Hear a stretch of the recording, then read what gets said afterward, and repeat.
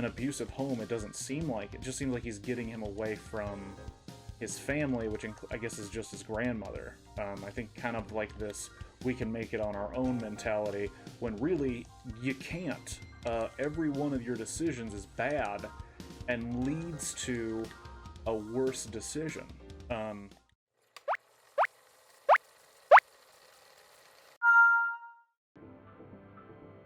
Hello there, and welcome to Blockbuster Reviews. If you don't know what that is, it is when I play a single game of chill marathon on Tetris Effect and talk about a movie. I only have until the blocks reach the top, or until I get 150 lines to speak on the film, and spoilers start at line 50.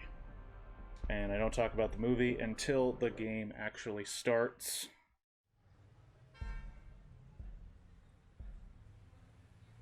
Good Time is a film made by the Safdie brothers. Safdie brothers?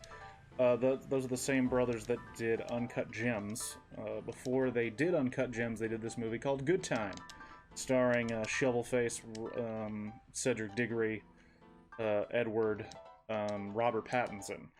And I had already made a Blockbuster review for The Lighthouse, and after seeing our Pats in Good Time in The Lighthouse, I take back every negative thing I've ever said about him in regards to the Twilight films. The dude can act.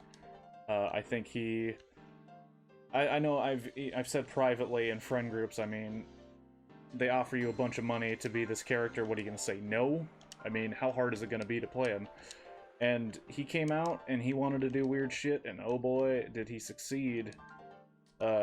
Our Pats in Good Time is awesome. Good Time is a film very much like Uncut Gems, which is... wow, that was bad. Good thing I recovered. Boom. It's much like Uncut Gems, where it's about a person making all of the wrong decisions over and over and over again. But instead of problem gambling, it is a guy committing more and more violent and crazy crimes to try and fix a mistake. He breaks his brother, who is mentally challenged. His name is Connie. I know that it's short for a like a traditional, I think, Greek name. I want to say that's what it is. He's trying to break his brother. I think his name is Nick. Fuck, man, I really should have checked out the character names before starting this. But Connie tries to help out his brother, who is mentally challenged, by breaking him out of a mentally challenged hospital, psychiatric hospital, it seems like, where his brother is doing work with a psychiatrist or psychologist, I'm not exactly sure what, and running tests on him, I'm guessing, and it doesn't seem like he's been in trouble or anything, or he's been doing anything wrong. I think his brother comes to save him just to get him out of that environment, and his brother, Connie, his big plan with his mentally challenged brother is to commit a robbery and then use that money to get out of town. Now, the robbery goes south pretty quick because, you know, they did all the right things. They wore basically full body worth of clothes and these big mask things that kind of hide who they are. We're already at line 50. Fantastic. So spoilers are coming. And they get away with the money. The problem was he got greedy. Something I learned from the cinematic classic Point Break. You only do the small bills. You don't tell them to go to the safe. It wastes too much time, and they could put a dye bomb in there, which is what they do to these guys. And the whole film is Connie trying to figure out a way to fix the problem he created, and it only digs deeper. Now, essentially, they get hit with the dye packet in the car. The car, you know, because I don't know if they took an Uber or like they had a friend drive them or whatever, but they crash into another car. So now they're out on foot. They're trying to clean their clothes. They are asked to stop by a cop on the street, and the brother takes off because he freaks out. And then during the chase, the brother runs through a completely clear glass door and ends up being caught. And he is processed in straight up jail, and his brother is trying to make the bail for him that night to get out on the road.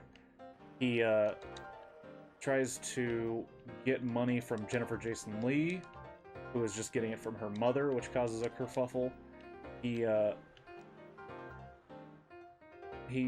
gets pissed off with the guy who is giving the, what are they called, the bail bond. And when that doesn't work, he thinks, okay, how am I gonna make the money right now? And he can't make that money right now after he lies to a bunch of people. Then he tries to literally break his brother out of the hospital because he finds out that his brother has been hospitalized because his brother got his ass kicked his first couple hours into prison time, well, jail time before he gets processed. So he goes to the hospital to try and break his brother out, and he breaks out a dude successfully. It's pretty harrowing, and then he finds out he broke out the wrong dude. So he has the wrong guy. Now keep in mind, he has nowhere to go, so he lies his way onto... Fuck, it's such a crazy good movie. He lies his way onto a, one of those... Fuck, there's no way I'm gonna finish this entire story. He lies his way onto one of those, like, handicap buses, like, from the hospital that can take you to an area if you sign up with them. He tricks his way on, and then the guy's like, oh man, they didn't put you on my route. Well, where do you need to go? And he ends up going to, like, the house of somebody he just met on the bus with a lie about how he lost his wallet. And then he finds out the guy he stole is the wrong person. He has to wait for him to wake up and then explain to him what's going on, then get him out of the house, then figure out a way to get money or his brother, which, by the way, now cops are surrounding the hospital because a guy who was supposed to go to jail just got broken out of the hospital. So it's like, I can't even begin to explain how fucking crazy his night is. They end up getting drugs. They beat up a security guard, like, within an inch of his life, and then drug him to make it seem like he's just a druggie that, like, broke into the theme park they broke into. It's a crazy, long-winded story.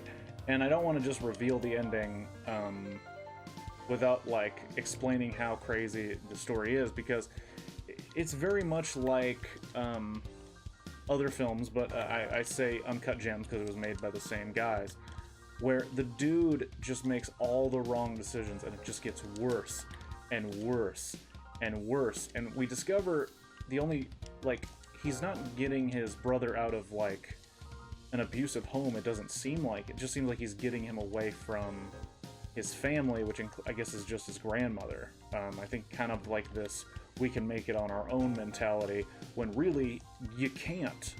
Every one of your decisions is bad and leads to a worse decision. There's some... And when I say Robert Pattinson gives a good performance, the movie is one of those where it seems like you're almost watching, like, a documentary, even though it's not. That sounds stupid. Let me rephrase. It seems like a very realistic portrayal of something happening, where you're like, oh wow, I could see a person really acting like this. I can see a person in this situation doing these dumb, crazy things. And the dude you're watching is fucking British. It takes place in New York. He's doing a New York accent. I know that that's not the only thing. And I know that as I'm talking, I'm making more and more excuses for how I don't have the right words. It's because I'm coming down to the end. I know I only have 2 lines to explain this, but Robert Pattinson kills it. You should see it. It's called Good Time. As of recording this, it's on Netflix. I hope it's still there for you to watch if you can. Give it a 1 watch. I think I said the same thing about Uncut Gems. Give it a 1 watch. I think it's worth your time. Have a good one.